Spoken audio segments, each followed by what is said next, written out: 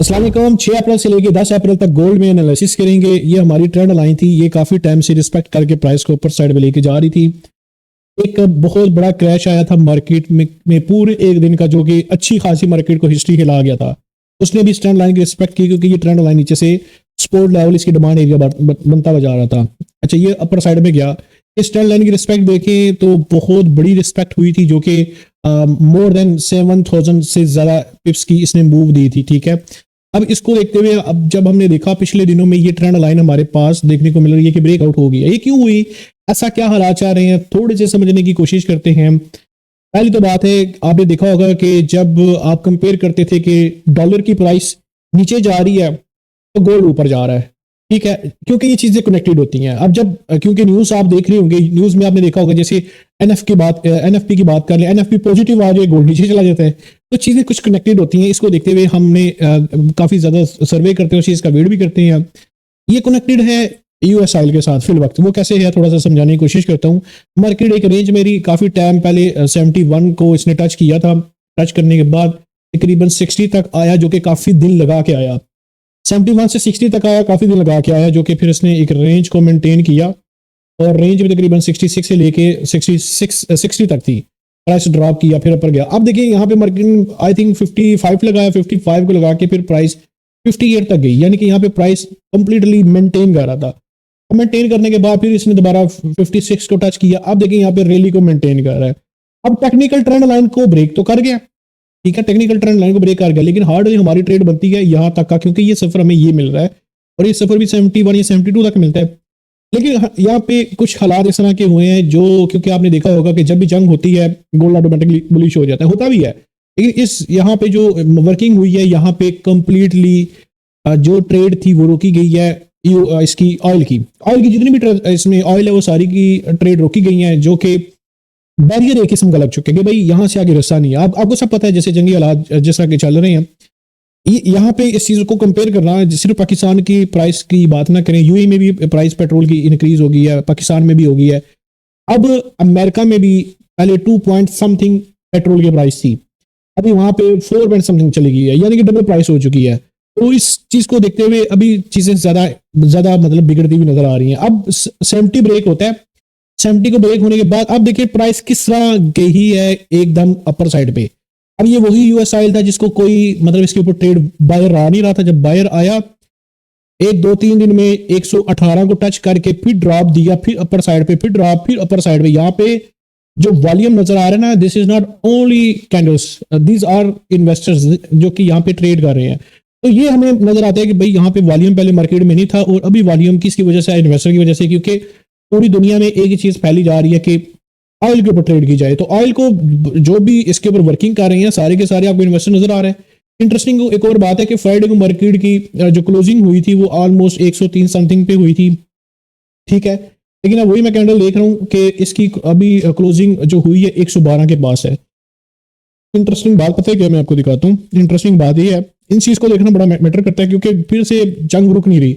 अच्छा, जब जंग रुकी ना, यूएस ऑयल की जो क्रूड ऑयल है ये प्राइस इसकी ड्रॉप करेगी। जब ये ड्रॉप करेगी आपको गोल्ड इस फिर उछलता हुआ नजर आएगा। अभी बड़ा गोल्डन चांस है कि अभी हम सोच लेते हैं, देख लेते हैं कि चार्ट पे और कौन सी, क्योंकि मैं नहीं बोल रहा, जो चार्ट बोलता है उसके साथ हम बोलने की कोशिश करते हैं। अगर यूएस ऑयल में ट्रेड हुई है फिर डेफिनेटली हमें यहाँ पे भी गैप मिलेगा, जो कि मंडे को मिल सकता है। जब मार्केट की ओपनिंग होगी आपको यहाँ पे गैप नजर आएगा। इस चीज के लिए एहतियात करना हमेशा से मैं कहता हूँ, तो भाई एक चीज का ख्याल करें। अभी जैसे जंग चल रही है ना, मार्केट को रात को सोने से पहले अपनी ट्रेड क्लोज करके सोए, क्योंकि मैं भी ट्रेड करने वाला बंदा हूँ।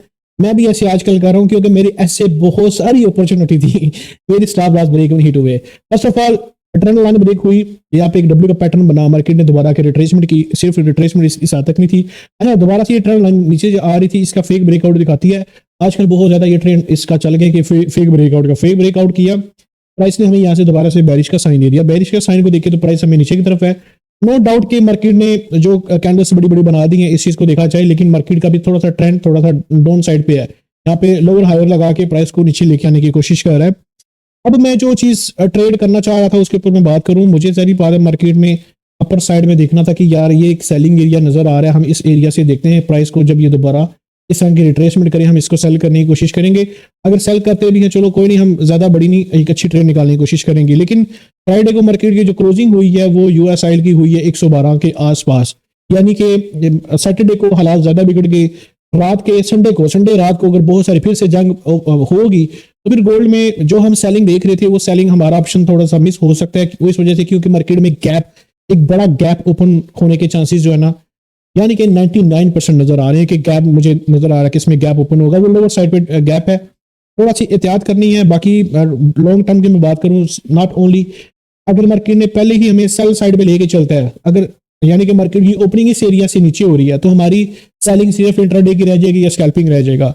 और मैं लॉन्ग टर्म की मैं बात करूं, थोड़ा सा वीकली जरा देखते हैं। वीकली में देखें तो आपको कैंडल एक बुलिश साइड पे क्लोजिंग मिली है, अच्छा बुलिश साइड में मिली है। बुलिश साइड में देखें, थोड़ी सी बैक टेस्टिंग की मैं बात करूं तो आपको नजर आ रहा होगा कि प्राइस इस एरिया से नीचे क्लोजिंग मिली है, हालांकि ये वो लेवल है जो मार्केट का ड्रॉप आया था हमारे पास और यहाँ से प्राइस फिर रिवर्सल कर गई थी, तो इस एरिया में इससे नीचे क्लोजिंग हमें मिल रही है, यानी कि एफवीजी को भी मार्केट ने बहुत ज़्यादा यहाँ से फेल करने की कोशिश की, लेकिन कैंडल क्लोजिंग मैटर करती है। अब ये हमें अपर साइड की तरफ लेके जाना चाहिए। मैंने आपको पहले भी बताया था कि भाई मार्केट ने 6000 को ऊपर क्रॉस करना है। अभी जो हालात थोड़े से जंग की वजह से हो रहे हैं, लेकिन आपने देखना है कि यहाँ इसने 6000 भी क्रॉस करना है, वो बात नहीं है। लेकिन मेरी पर्सनली एक्सपीरियंस के मुताबिक मेरे पास एक बहुत बड़ा ऑर्डर ब्लॉक है जो कि 3880 से लेके 3900 तक मुझे इस एरिया से दोबारा रिट्रेसमेंट अगर मिल ली, चांस तो कोई नहीं लग रही, लेकिन जंग के हालात हमें ये मौका लाजमी देंगे इस एरिया से बाय करना, और ये वो बहुत बड़ा ऑर्डर ब्लॉक है जो कि ऑटोमेटिकली प्राइस को ऊपर साइड पे लेके जाएगा। अच्छा, ये लेवल मैं अभी दोबारा से रिपीट क्यों करूं कि इस लेवल से बाय करना चाहिए, आपको थोड़ा सा मैं हिस्ट्री दिखाता हूं। हम बढ़ते हैं अपना मंथली कैंडल। मंथली कैंडल में एक बहुत बड़ा प्यारा साइन है जो कि सेलिंग साइड है।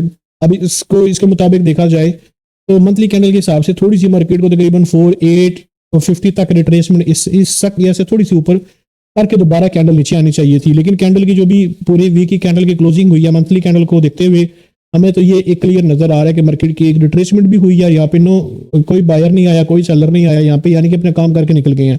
तो मंथली कैंडल मुझे एक चीज का बता रही है कि इसका ये एक रिट्रेसमेंट हो सकती है। इट डजंट मीन कि आपको इधर से सेल करना चाहिए। ये अगर मुझे लकीली इस एरिया से प्लानिंग के हिसाब से मुझे अगर ये लेवल पे रिट्रेसमेंट मिली तो मैं करूंगा ट्रेड। बाकी जंग की वजह से मैं आपको कुछ भी रिकमेंड नहीं करता कि भाई आप इधर से सेल करो। मुझे सेल करनी थी, लेकिन मार्केट के हालात क्या है, मार्केट आपको ऑलरेडी गैप ओपनिंग पे मिलेगी। कोशिश यही करें कि नेक्स्ट वीक भी सिर्फ इंट्राडे स्कैल्पिंग करें, अगर आपको स्विंग ट्रेड मिले भी आप कर ले, लेकिन बात यही है एंड में यही आती है कि आपके ट्रेड का जब stop loss break even hit हुआ, एक अच्छा रिवार्ड हासिल करने के बावजूद भी फिर आपकी तबीयत खराब होनी है। अपनी तबीयत को सही रखें, दुआ में याद रखिएगा। मिलते हैं नेक्स्ट टाइम, बाय बाय, अल्लाह हाफिज।